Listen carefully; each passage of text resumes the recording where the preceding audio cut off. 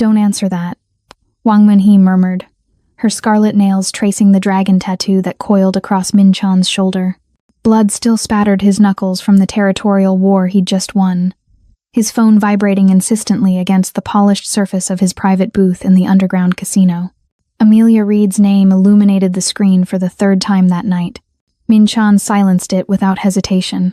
"My wife knows better than to call during a victory celebration," he said, pulling Munhee closer as smoke from imported cigars clouded the air around them. The casino floor below pulsed with neon lights, red, gold, violet, each one representing a district of Seoul that now bowed to the Dragon Syndicate. The phone buzzed once more with a voicemail notification. Min Chan flipped it face down on the table next to his Glock. "She never calls this late," Munhee whispered, her fingers pausing at his collar. "Because she knows I'm always working," Min Chan replied, his hand finding the small of her back. "That's why I control the entire underworld and have a marriage that exists only for appearances." 20 hours later, those same hands that had caressed his mistress were now trembling as Min Chan crashed through the doors of a remote coastal hospice. His designer suit jacket torn, his knuckles reopened and bleeding from beating answers out of his own men. The doctor's words cut through him like a blade to the gut. Stage 4. Metastasized throughout her lymph nodes. "She's been fighting this alone for 6 months. There's nothing more we can do." Amelia lay unconscious in the narrow hospital bed, her once vibrant frame now skeletal against the white sheets. Min Chan collapsed into the chair beside her, his criminal empire suddenly meaningless. "I finally listened to your message," he whispered. Tears carving paths through the blood still dried on his face, the first tears he'd shed since burying his father in a rival's shallow grave 15 years ago. "Why didn't you tell me in person?" Amelia's eyes fluttered open briefly, her voice barely audible above the machines keeping her alive. "I tried for months, Min Chan. You never had time." Welcome back to Dora's Romance Stories. Before we dive into this tale of power, betrayal, and devastating regret, comment down below where you're watching from and what time it is in your city. Don't forget to like and subscribe to join our storytelling family. What would you do if you discovered the most important call of your life was the one you deliberately ignored? How many moments have we all missed while chasing the wrong dreams? The Dragon Palace stood 5 stories deep beneath Seoul's Gangnam district, a monument to Min Chan's brutal rise and ruthless strategic mind. But that empire was built on a foundation of blood money, broken loyalty, and promises long forgotten. Amelia Reed stood by the floor-to-ceiling windows of their penthouse apartment, 17 floors above the casino entrance. Her silk robe provided little warmth against the chill that seemed to emanate from the walls themselves. It was nearly 2 a.m., and Min Chan still hadn't come home. 8 years. 8 years of marriage that had begun with passionate defiance against her family and slowly dissolved into 2 strangers sharing an address. One who saved lives as a trauma nurse, the other who took them without hesitation. Amelia pressed her hand against her chest, feeling the pain that had been growing there for months. Pain she had ignored until yesterday's doctor's appointment made ignoring it impossible. "Miss Reed, I need to be candid with you," Dr. Song had said, her expression grave as she reviewed the scan results. "The cancer is aggressive. It's spread to multiple organs. Without immediate chemotherapy and possibly surgery, your prognosis is..." She had paused, her professional demeanor cracking slightly. "You have months, not years." Amelia had nodded, a bitter smile nearly escaping her lips. Months, not years.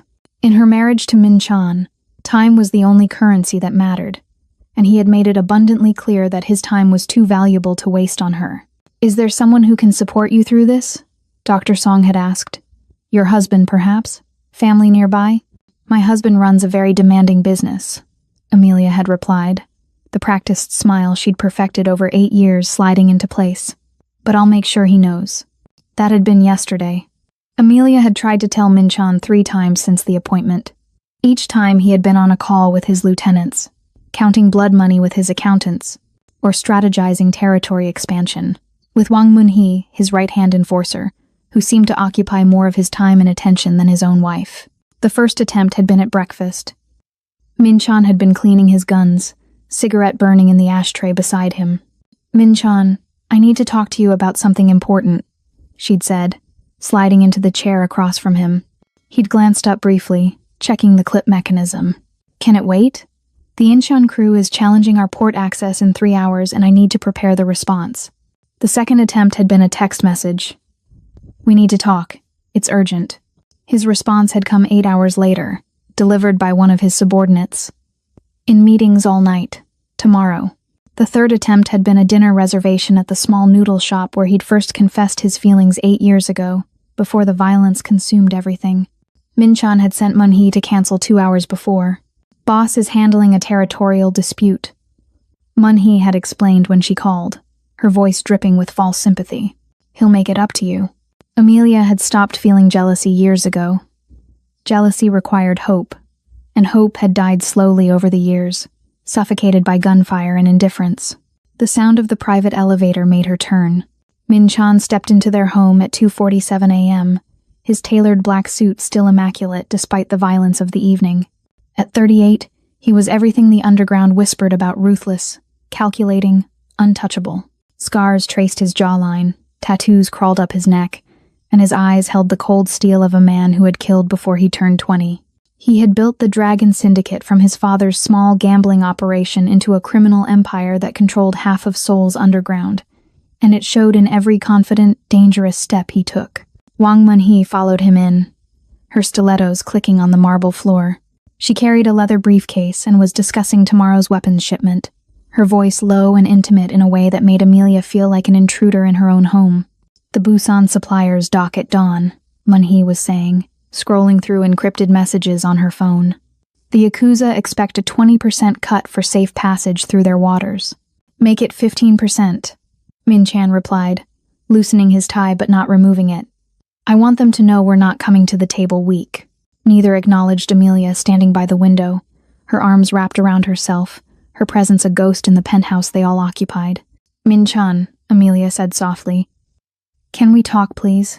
He glanced at her as if noticing her presence for the first time. The shipment inventory needs verification tonight. The Yakuza don't wait. It's important. Amelia tried again, her voice barely above a whisper. So is this. Everything is important, Amelia. That's how survival works in my world. He moved past her toward his private office, Mun-hee trailing behind with her ever-present briefcase and perfectly calculated smile that never quite reached her eyes. It's about my health, Amelia said, the words escaping before she could stop them. Mincheon paused mid-step, turning slowly. Your health? What about it? Amelia felt heat rise in her cheeks. Not like this. She hadn't wanted to tell him like this with his enforcer standing there, with him halfway to another meeting, another war, another place where Amelia couldn't follow. I have cancer, she said, her hand moving to her chest where the pain lived. It's advanced. Stage 4. For a moment, something flashed across Mincheon's face. Surprise, confusion, perhaps even fear, but it vanished so quickly. Amelia wondered if she'd imagined it. How long have you known? He asked, his voice oddly detached, the same tone he used when interrogating rivals. I got the diagnosis yesterday. Yesterday, and you're only telling me now. Amelia felt a spark of anger ignite in her chest. I've been trying to tell you since yesterday, Mincheon. You never have time. Mincheon checked the Rolex on his wrist, a watch purchased with protection money. We'll discuss this tomorrow. I have the Yakuza waiting on confirmation. The doctor says it's terminal. Amelia pressed on, her voice breaking. I need treatment. I need you. Mincheon nodded curtly, his face hardening into the mask she'd seen him wear 1,000 times. I'll have Mun-hee arrange for the best oncologists. We'll get you whatever medical support you need. Money isn't an issue. He paused. Now if you'll excuse me, I have a shipment to verify. And just like that, he was gone, disappearing into his office with Mun-hee, the door closing behind them with a soft, definitive click. Amelia stood there, invisible once again. She had become a beautiful relic in this museum of violence and power, something to be maintained but never truly seen. Have you ever felt like you were drowning while the person who promised to protect you counted money instead? Have you ever realized that the life you built with someone exists only in your memory, while they've moved on without ever leaving? The penthouse had 12 rooms, yet Amelia felt she couldn't breathe in any of them. She walked slowly to their bedroom suite, the one they no longer shared. Mincheon slept in his office most nights, or claimed to. Amelia had stopped asking where he really was after catching him and Mun-hee in an intimate conversation 4 months ago. Her hand on his chest, his fingers brushing her hair from her face. "She's just my enforcer," Min-chan had explained dismissively. "Don't be dramatic." In the bathroom, she stared at her reflection. 32 years old, dark hair falling in waves past her shoulders, eyes that once sparkled with purpose and compassion. She barely recognized herself anymore. The trauma nurse who had once saved lives in emergency rooms before giving it all up for love. For him, she remembered the first time they met. Min-chan stumbling into her ER with a knife wound, refusing anesthesia, his eyes alive with something she'd mistaken for vulnerability. "You have gentle hands," he'd said through gritted teeth as she stitched him up. It's a rare gift to touch someone with violence and make it feel like care. What Amelia hadn't realized then was that Min-chan approached everything as a weapon to be sharpened, a weakness to be exploited. He'd been analyzing her compassion, not feeling it. That distinction had taken years to understand. Her phone sat on the counter, and she picked it up with trembling hands. She had composed these words 100 times in her mind. Now she needed to say them aloud, even if he wouldn't listen in person. Amelia pressed record and began to speak, tears streaming down her face. "Min-chan, it's me. I know you're always busy, but I need to tell you something important. I've been carrying this diagnosis alone since yesterday. I have terminal cancer. The doctor says without aggressive treatment, I have months, not years. But even with treatment, the prognosis isn't good." Her voice broke, but she continued. "I can't remember the last time you looked at me like I mattered. Like I was more than just another obligation you inherited when you took over the syndicate. I thought when we married that our love was strong enough to survive your world. We were so happy once, weren't we? 8 years ago, I believed that what we had was special enough to weather any storm. But 8 years later, I'm still waiting for the man I fell in love with to return, and I can't wait anymore. Not with the time I have left." Amelia took a deep breath, memories flooding back. Min-chan teaching her to shoot in case his enemies came for her. Min-chan surprising her with midnight drives along the coast. Min-chan holding her through panic attacks after particularly violent nights. Where had that man gone? "So I'm leaving for the coastal hospice in Gangwon province. By the time you hear this, if you ever do, I'll already be gone. I want to spend whatever time I have left where I can hear the ocean, and where I don't have to pretend the blood on your hands doesn't stain everything we touch. I'm taking the photo album from our wedding. I want to remember who you were before the Dragon Syndicate consumed the man I loved." She wiped her eyes. "Don't look for me, Min-chan. Not because I hate you, but because I need to find myself again. I need to remember what it feels like to matter to someone, to be more than just a weakness someone could exploit to hurt you. I loved you. I really did. I loved you enough to wait 8 years, hoping you'd love me back. But I don't have 8 more years. I don't even have 1. Her voice dropped to a whisper. "Goodbye, my dragon. I hope you find peace in your empire of ashes." She hit send before she could change her mind. The message uploaded as a voice note to Min-chan's phone. The timestamp read 3:15 a.m. 5 floors below in his private office, Min-chan sat with Mun-hee reviewing shipment manifests. His phone buzzed on the desk. He saw Amelia's name flash on the screen, then another notification from his Incheon lieutenant layered over it. Without thinking, he swiped away all notifications. He didn't have time for whatever Amelia wanted to discuss. It could wait until morning. As Mun-hee leaned closer to point out a discrepancy in the weapon counts, her perfume enveloped him gunpowder and jasmine. Her hand brushed his, lingering a moment too long. Min-chan looked up at her, the tension between them palpable, dangerous. "We should finish the inventory," she whispered, but made no move to return to her seat. Min-chan knew he should stop what was about to happen. He thought fleetingly of Amelia upstairs, of the diagnosis she had shared, but those thoughts seemed distant, unreal compared to the immediate presence of Mun-hee, who understood his world, who spoke his language of violence and power moves, who never asked him to be anything other than what he was. "The inventory can wait," Min-chan said, reaching for her. Earlier that evening, the two of them had stood in front of Amelia as she revealed her terminal diagnosis. Now, in the shadowy confines of his office, they crossed a line that couldn't be uncrossed, their betrayal complete. Upstairs, unaware, Amelia packed a single duffel bag. Not the designer clothes Minchan bought her to wear to syndicate gatherings, but simple things, jeans, sweaters, the nursing scrubs she'd kept hidden in the back of her closet like a secret identity. She had been saving money for 2 years, small amounts from the household account that she had quietly moved into a separate fund. Money laundered so many times it was clean. Enough to disappear, enough to die with dignity. She placed her wedding ring on the nightstand beside a framed photo from their wedding day. They had looked so dangerously happy then, so full of reckless promise. Minchan smiling down at her as if she were the only person in the world worth protecting. When had that gaze turned cold? At 4:22 a.m., the penthouse was silent. Minchan was still in his office, Mun-hee having finally left an hour earlier, adjusting her clothing as she stepped into the elevator. Amelia walked down the hallway one last time, pausing outside his door. She could hear him on an encrypted call, his voice sharp and lethal, commanding foot soldiers across the city. The projected territory expansion exceeds our initial estimates by 3 districts, Minchan was saying. I want us aggressive on this. Double our presence in Itaewon. For a moment, her hand hovered over the door handle. Should she try one more time? One final attempt to make him see her, hear her, choose her? Amelia lowered her hand. He wouldn't hear her now. He never had. She didn't say goodbye in person. She knew if she saw his face, those cold, beautiful eyes, she might lose her courage.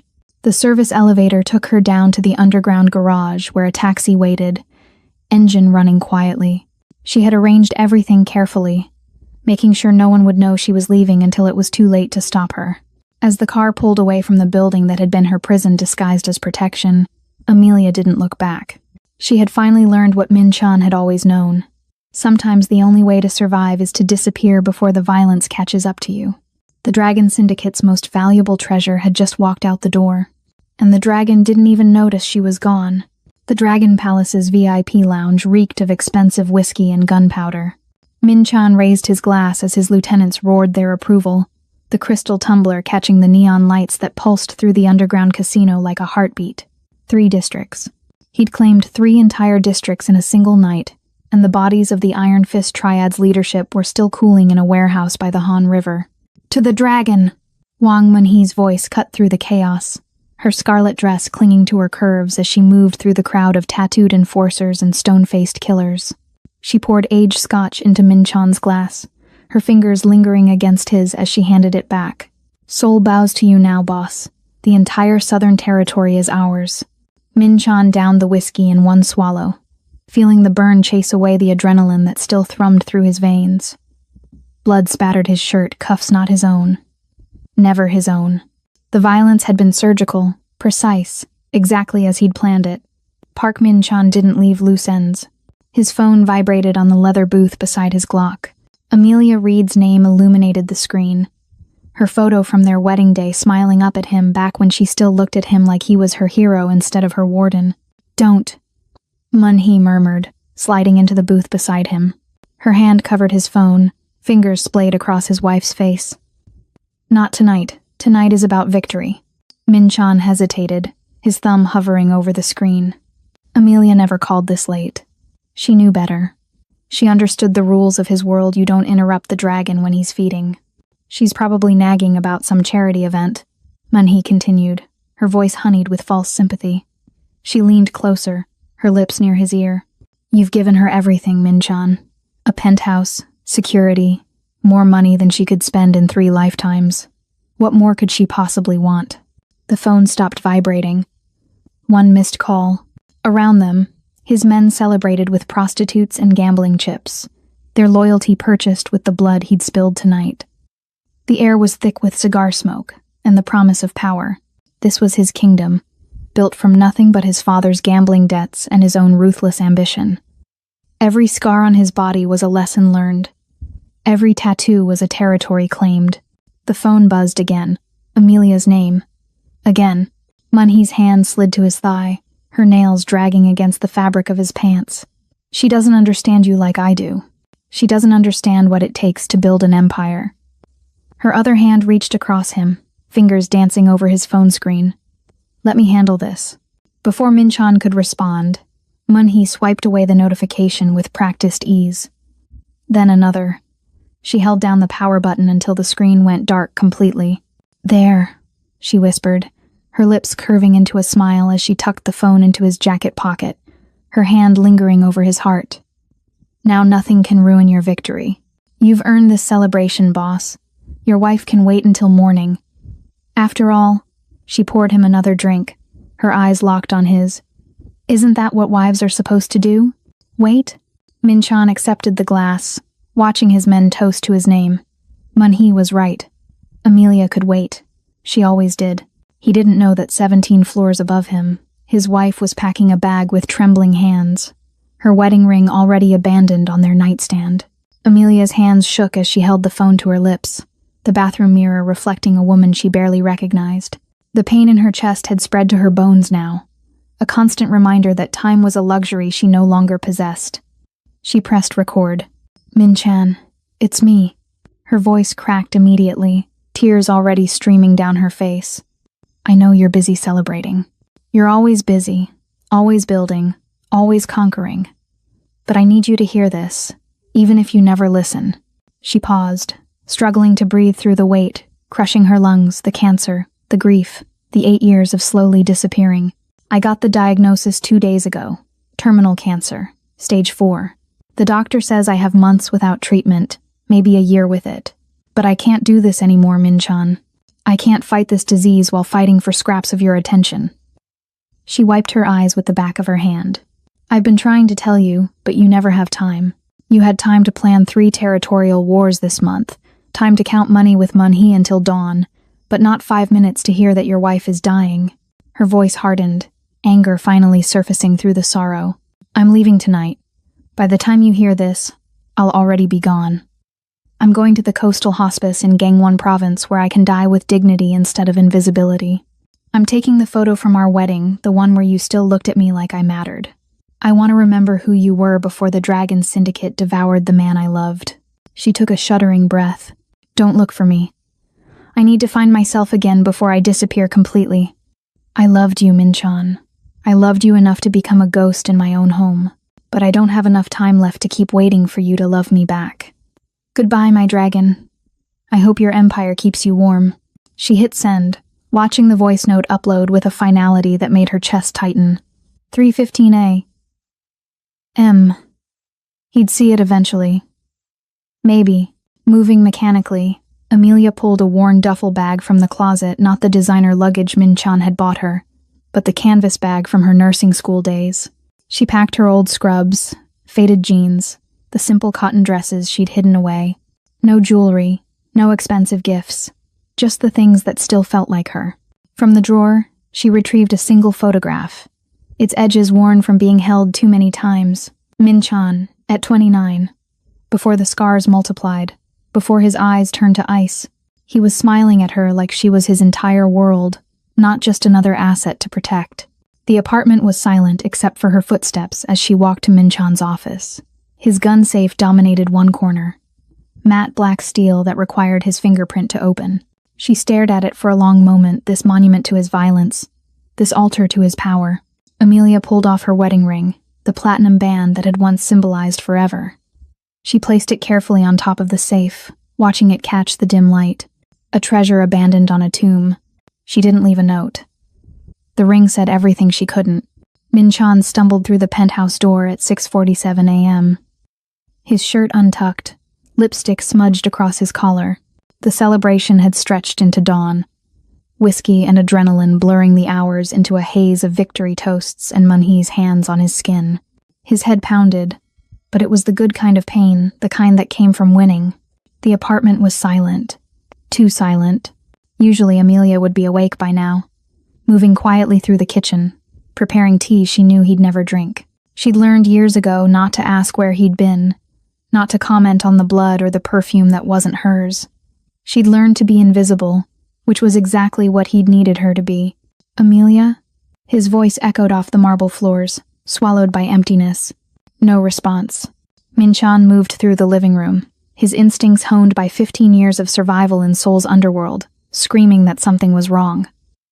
The air felt different, stale, abandoned, the kind of stillness that preceded an ambush. He checked the bedroom first. The bed was made with military precision, untouched. Her slippers were gone from their usual place by the nightstand. The bathroom held no trace of her, no toothbrush, no medications, no evidence she'd ever existed there at all. His heart began to race. A sensation he hadn't felt since the night his father was executed by the Iron Fist Triad. Fear. Actual fear. Min-chan pulled his gun from his waistband, checking corners like he was clearing a hostile location. Kitchen empty, guest rooms untouched. Her closet half bare. Only the expensive dresses he'd bought for syndicate events remained, hanging like abandoned costumes. Where the fuck was she? He burst into his office, ready to check the security cameras, ready to mobilize every soldier in his command to find her. His eyes swept the room and stopped dead on the gun safe. Platinum gleamed against matte black steel, her wedding ring. Min-chan crossed the room in 3 strides, snatching the ring from the safe like it might disappear. The metal was cold in his palm, accusatory. He stared at it, his mind racing through possibilities. Kidnapping, but there were no signs of struggle. Ransom, but no one had called. Betrayal, but Amelia didn't have it in her to betray anyone, least of all him. The silence pressed against his eardrums like water pressure, drowning him. This wasn't the silence of an empty apartment. This was the silence of abandonment, of finality. His phone. Where was his fucking phone? Min-chan patted his pockets frantically, finding it in his jacket. The screen was black, dead. When had Mun-hee turned it off? He jabbed the power button, waiting an eternity for it to boot up. Notifications flooded the screen. 3 missed calls from Amelia between 2 and 3 a.m. 1 voice message. Timestamp, 3:15 a.m. His thumb hovered over the play button, and for the first time since he'd killed his first man at 19, Park Min-chan's hands trembled. He pressed play. Amelia's voice filled the office, and with every word, his empire of blood and steel began to crumble. Min-chan's finger trembled as he pressed play. The wedding ring still clutched in his other hand like a talisman that had lost its power. Min-chan, it's me. Amelia's voice cracked through the speaker, and something in his chest cracked with it. He'd heard men beg for their lives, heard rivals scream as they died, but nothing had ever sounded like this raw, broken defeat.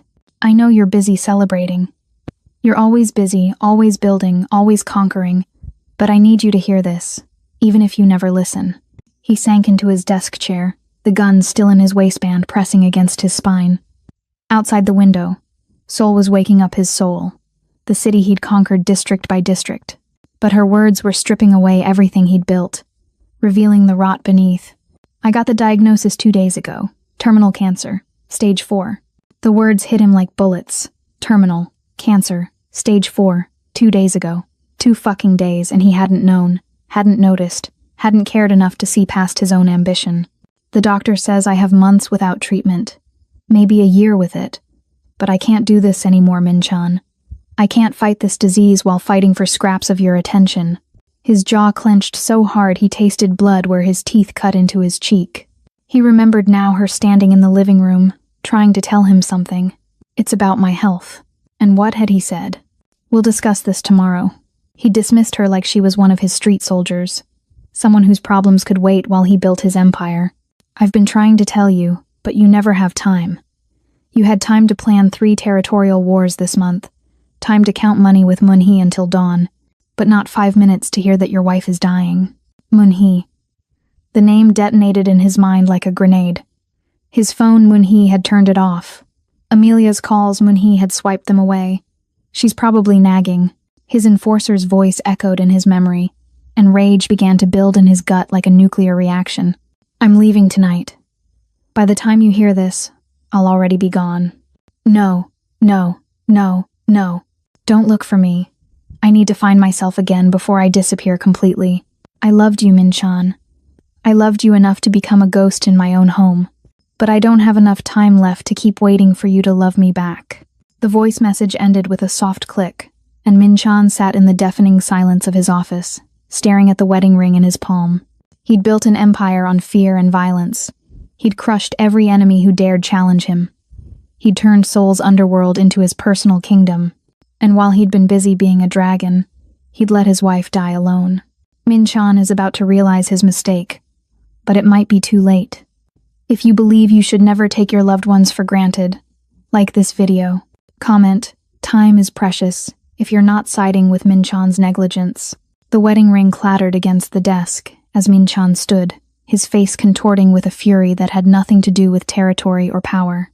This rage was different. This rage was grief wearing a monster's face. And someone was going to pay. Min-chan found Wang Moon-hee in the Dragon Palace's counting room, surrounded by stacks of cash from last night's victory. She looked up as he entered, her smile predatory and confident. She thought she'd won something. She thought she'd secured her place at his side by eliminating the competition. She had no idea she'd just signed her own death warrant. "Boss, you're back early.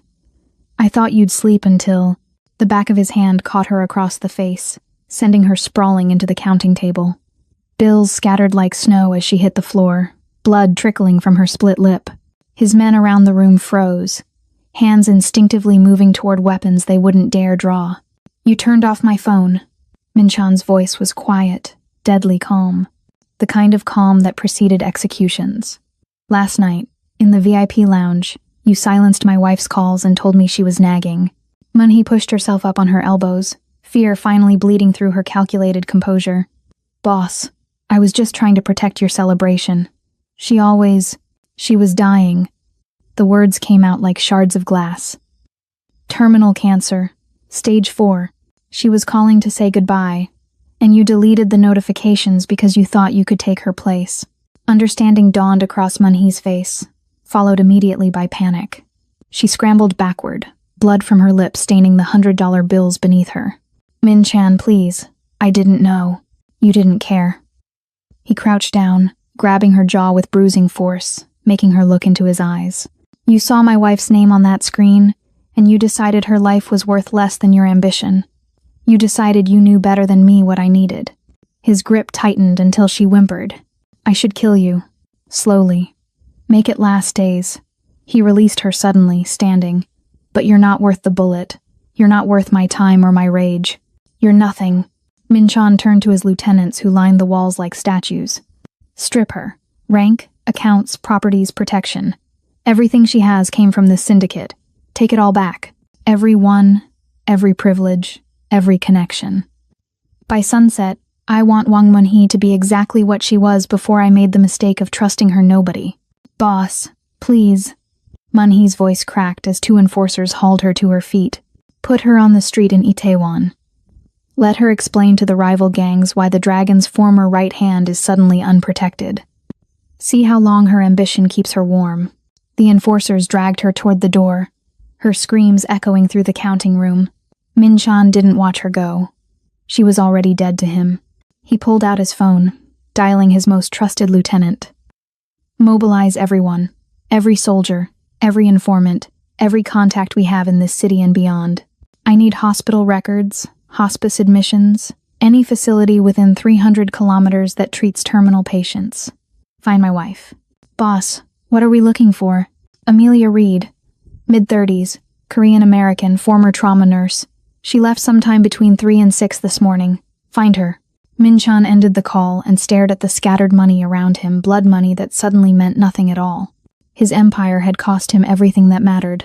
Now he'd burn it all down to get her back. Seoul's underworld bent to Min-chan's will like grass before a hurricane. Within 2 hours, every street-level informant, corrupt hospital administrator, and bought-off government official received the same message. Find Amelia Reed, or answer to the dragon. Min-chan stood in the back office of a private medical clinic in Gangnam, his gun pressed against the temple of Dr. Choi, a man who'd been on the syndicate's payroll for years. The doctor's hands shook as he scrolled through patient databases, sweat streaming down his face. "I'm telling you, boss, she's not in our system. We haven't admitted anyone by that name." "Then check the referrals. The transfers. Terminal cancer patients seeking hospice care in the last 48 hours. Min-chan's voice was sandpaper and ice. "My wife is a trauma nurse. She'd know which facilities accept patients without family notification. Think." Dr. Choi's fingers flew across the keyboard, pulling up records that would have landed him in prison if anyone outside this room knew they existed. There's a coastal hospice in Gangwon Province. Sunset Haven. They specialize in end-of-life care and have a strict privacy policy. They don't report admissions to anyone, not even family members, if the patient requests confidentiality. Min-chan memorized the address before the doctor finished speaking. If you're wrong, I'll burn this clinic to the ground with you inside. He was already moving. Phone pressed to his ear as he hit the street. Get me everything on Sunset Haven Hospice. Staff roster, security protocols, layout. I want it in my inbox before I reach the highway. His Maserati was parked illegally outside, and Min-chan slid behind the wheel, engine roaring to life like a beast awakened. The GPS showed 3 hours to Gangwon Province. He'd make it in 2. The highway blurred past at speeds that would have gotten anyone else arrested. Min-chan drove with the same reckless precision he used in firefights, calculated chaos, controlled destruction. His phone rang constantly. Lieutenants reporting dead ends, informants confirming suspicions, corrupt officials trading information for continued protection. Boss, we confirmed a Jane Doe admission at Sunset Haven 18 hours ago. Korean-American female, mid-30s, no family listed. They're not confirming identity, but the timeline matches. It's her. Min-chan cut across 3 lanes of traffic, ignoring the blaring horns. Tell everyone to stand down. This isn't a siege. I go in alone. Boss, we should send advanced security. I said alone. He ended the call. The city gave way to countryside, concrete towers replaced by mountains and ocean views. Min-chan's knuckles were white on the steering wheel, Amelia's voice message playing on repeat in his mind. I loved you enough to become a ghost in my own home. How many nights had he walked past her, too busy counting money and planning wars to notice she was fading? How many times had she tried to reach him while he was reaching for power instead? The Maserati's speedometer kissed 200 kilometers per hour as the coast appeared on the horizon. Sunset Haven sat on a cliff overlooking the East Sea, a modest building that looked more like a bed and breakfast than a place where people went to die. Min-chan pulled into the gravel parking lot, gravel spraying beneath his tires. He'd fought his way to the top of Seoul's underworld. Now he was about to fight for the only thing that had ever truly mattered. The hospice nurse barely had time to protest before Min-chan was past her, his eyes scanning room numbers with the same intensity he'd used to clear enemy territory. Room 7, Jane Doe. The door was partially open, afternoon sunlight streaming through sheer curtains that swayed in the ocean breeze. He pushed it open slowly, and the world stopped. Amelia sat in a chair by the window, her back to him, wrapped in a simple cotton robe that swallowed her frame. She was staring at the sea, and even from behind, Min-chan could see how much smaller she'd become. The cancer had carved her away, leaving behind someone who looked like a ghost of the woman he'd married. Amelia. Her name came out broken, barely a whisper. She turned slowly, and Min-chan felt his knees weaken. Her face was gaunt, cheekbones sharp beneath skin that had lost its warmth. Dark circles shadowed her eyes, eyes that had once looked at him with love and now held only resigned exhaustion. An IV stand beside her chair dripped clear fluid into her arm. How did you find me? Her voice was soft, defeated, not angry, just tired. I burned half of Seoul to the ground looking for you. Min-chan took a step forward, then another, his hands shaking. The man who'd never trembled while holding a gun couldn't stop his hands from shaking now. Amelia, You listened to the voice note. It wasn't a question. Not until this morning. Mun-hee turned off my phone. She deleted your calls. I didn't know. The excuses died in his throat because they were exactly that. Excuses. I should have known. I should have seen you. I should have fucking paid attention. Amelia turned back to the window, dismissing him the way he'd dismissed her 1,000 times. You found me. Now what? You can't shoot cancer, Min-chan. You can't threaten it or buy it off. There's no territory to conquer here. Just time. And I'm running out. Min-chan crossed the room and dropped to his knees in front of her chair. The dragon of Seoul, the man who'd built an empire on violence and fear, collapsed at the feet of the woman he'd destroyed through neglect. I'm sorry. The words came out strangled, foreign in his mouth. I'm so fucking sorry, Amelia. You tried to tell me and I chose everything else. I chose power and money and control. And I let you die alone. Tears carved tracks down his face, the first he'd shed since burying his father. His hands reached for hers, those gentle hands that had once stitched his wounds and held his face like he was worth saving, but he stopped short, afraid to touch her, afraid she might break. I don't know how to fix this, he whispered. Tell me how to fix this. Amelia finally looked down at him, and something cracked in her expression. You can't fix it, Min-chan. That's what you never understood. Some things can't be solved with violence or money. Some things just end. Amelia suffered in silence while he chased power. If you think this kind of toxic neglect is unforgivable, make sure you're subscribed. Comment, real men care to show you stand against this kind of behavior. She reached out with trembling fingers and touched his face, her thumb brushing away his tears. But you're here now, she said softly. That's something. Min-chan didn't return to Seoul. Not that night, not the next morning, not when his lieutenants called in a panic about territory disputes and power vacuums. He let every call go to voicemail, his phone eventually dying on the windowsill where he'd abandoned it. The hospice staff learned quickly not to question the tattooed man who'd taken up permanent residence in room 7. He paid them in cash enough to fund the entire facility for a year and asked only one thing in return: let him stay. He pulled a chair next to Amelia's bed and sat vigil like a soldier guarding the only thing left worth protecting. When she was strong enough, he wheeled her to the cliff's edge, where they watched the sun set over the East Sea, painting the sky in colors he'd never stopped to notice before.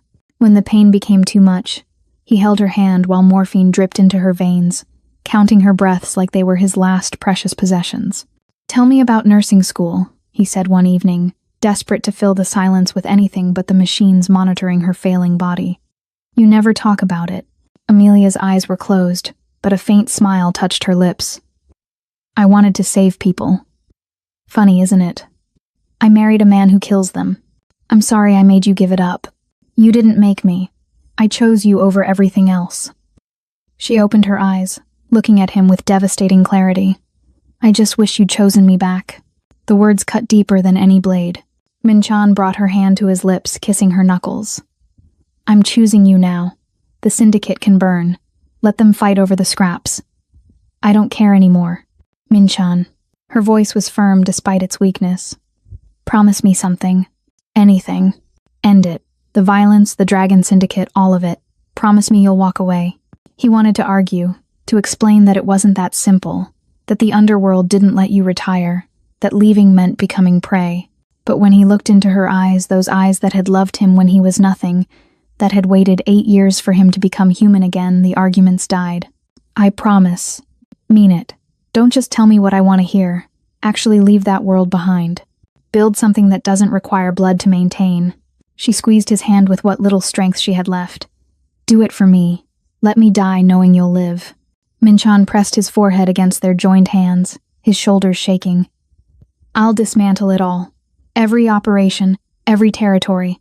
I'll scatter the syndicate to the wind. Just please, his voice cracked, please don't leave me yet. I'm not leaving you, my dragon. I'm just going ahead.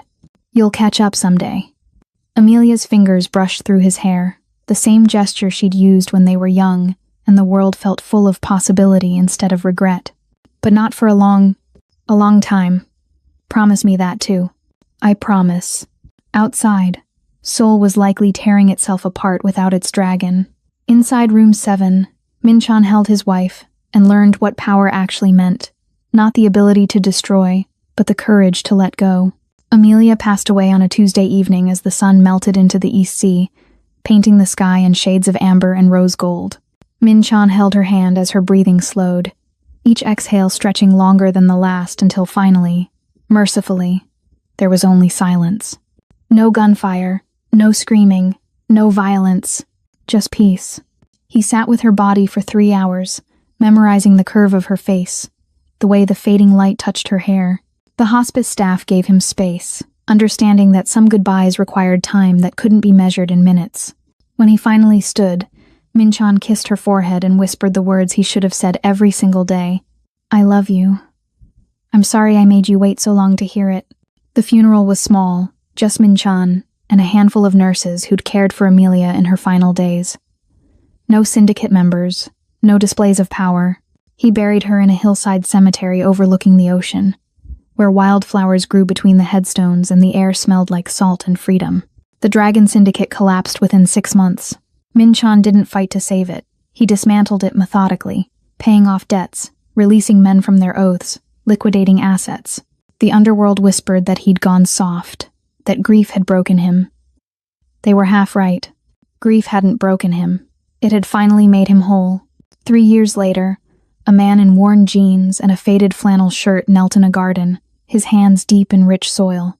His tattoos had faded to shadows beneath sun-weathered skin. His scars no longer symbols of violence, but simply marks of a life lived. No designer suits, no guns, no blood money. The Amelia Reed Foundation occupied 5 acres of coastal property in Gangwon Province. The main building housed a hospice care facility where terminal patients received treatment regardless of their ability to pay. The gardens, Amelia's gardens, as Min Chan called them, sprawled across the hillside in careful rows of medicinal herbs, flowering shrubs, and vegetables that fed both patients and staff. Min Chan spent his days here now, tending to life instead of dealing in death. He planted roses where Amelia was buried, adding new varieties each season until her grave became a riot of color that could be seen from the hospice windows. Patients often found him there, talking to her headstone like she might answer back. "The peonies are blooming early this year," he said, brushing soil from a budding plant. "You'd love them, pink, like the dress you wore on our wedding day." A young nurse approached hesitantly.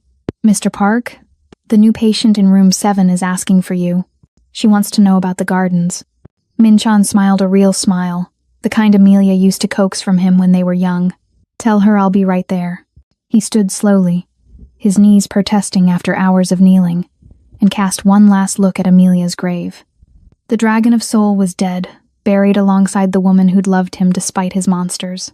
In his place stood a gardener who'd learned the hardest lesson of all, that empires built on violence turned to ash, but love, even love discovered too late, could bloom eternal. CTA integration. Min Chan learned his lesson the hard way. Don't let your ambitions cost you the people who love you. If you stand for love over money, hit subscribe and share this story with someone who needs to hear it. The gardens needed tending, and he had promises to keep.